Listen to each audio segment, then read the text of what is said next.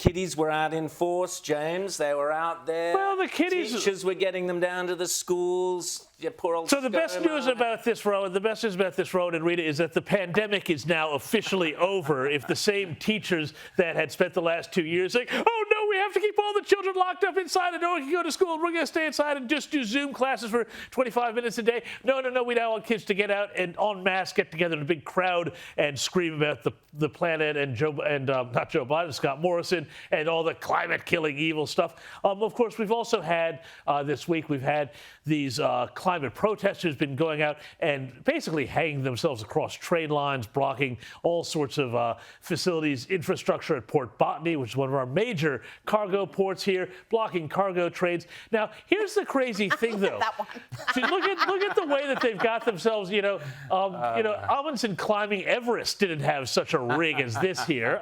But then, you go on to it, and what's really fascinating is a couple of things. Number one, listen to their rhetoric. Their rhetoric is all about not just saving the planet, but about tearing down Australia, the Australian capitalist economy. The other thing that I find hilarious is that they say that they're this growing movement, yet it's the same handful of people who keep getting arrested over and over and over again. It's not a groundswell. It's like 5 people. But the trouble is we laugh. If you look at the images of the arrests, it's the same faces over. I mean, it really is dial a crowd, and it's not a very large crowd And the either. judges keep refusing to actually do something about them. So they come in, they get bail, they get pulled down by the cops, and then the next day they're literally out there doing it again. But you see, what really infuriates me about this whole thing is it is endless child abuse, in my opinion. They are terrifying these children. We saw it with Zali Steggall during the last federal election. She had these poor girls in tears, teenage girls who are convinced, and boys, that the world is coming to an end.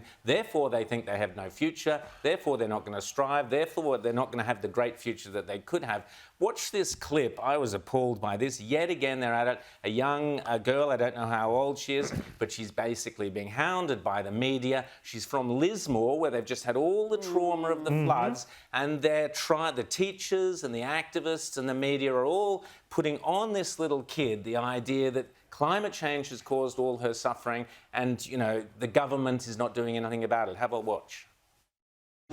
Now, tell us a bit about yourself. You've come down from Lismore, where your home was recently destroyed by floods, is that right? I mean, how devastating was that for you and your family?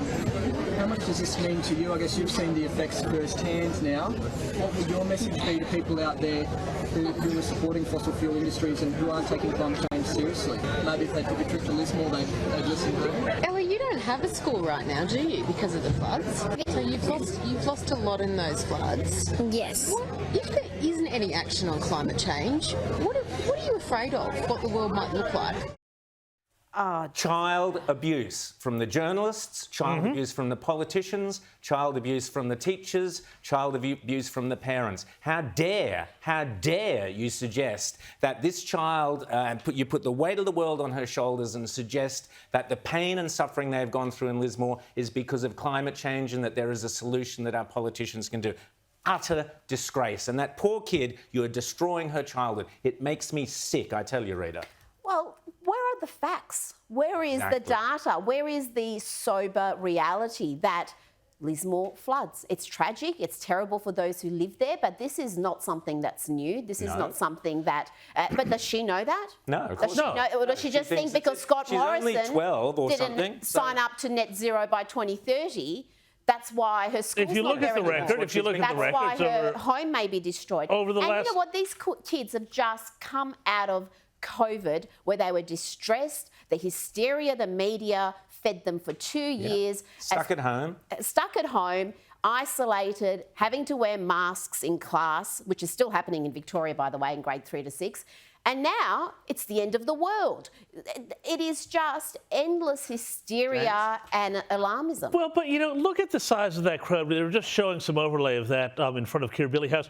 It was maybe, 100 people, tops maybe 200. So it is not, the idea that this is some huge, massive movement.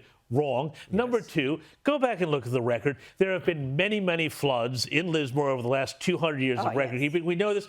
But what is the third implication? That somehow, if we'd elected Bill Shorten in 2019 and done some other sort of net zero thing, that somehow this wouldn't have happened?